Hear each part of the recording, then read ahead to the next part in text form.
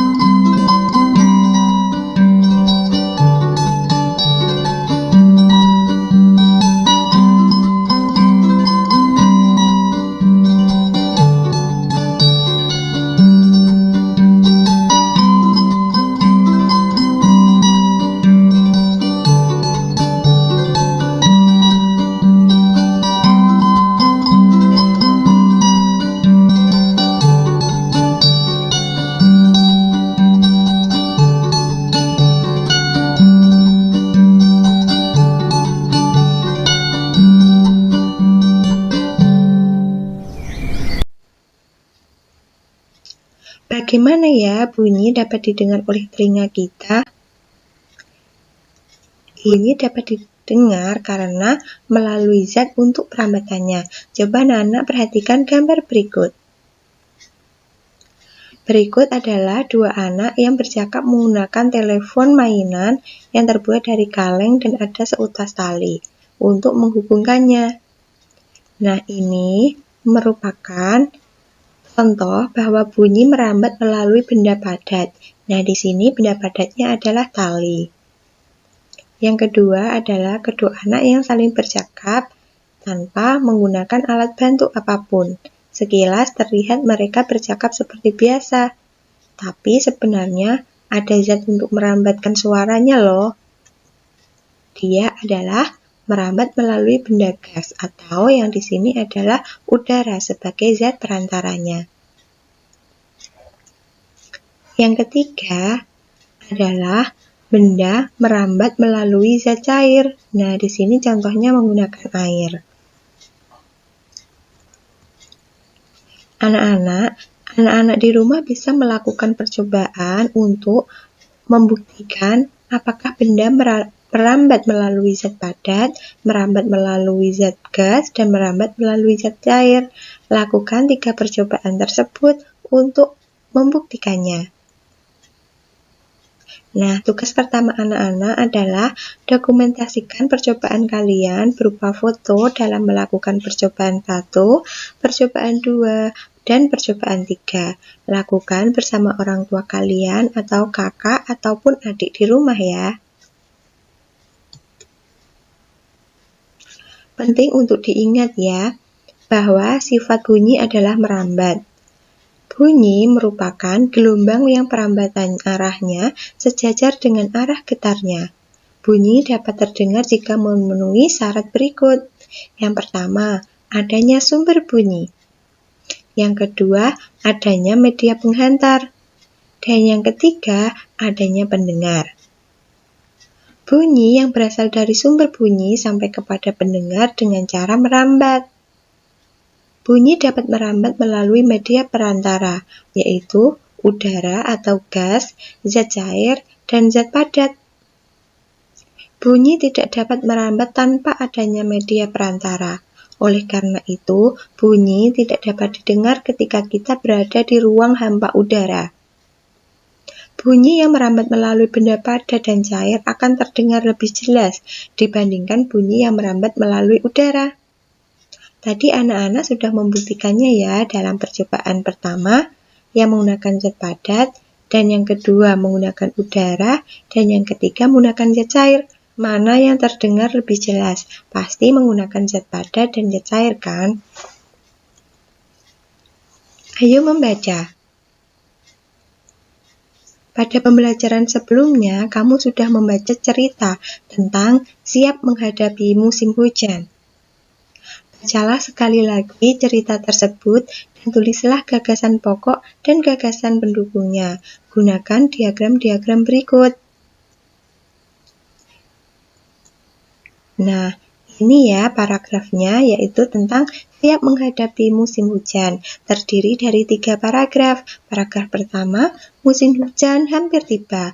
Warga desa Kampung Babakan berdiskusi untuk melakukan kerja bakti. Mereka berencana membersihkan selokan. Mereka sepakat ketika selokan bersih, warga tidak akan kebanjiran.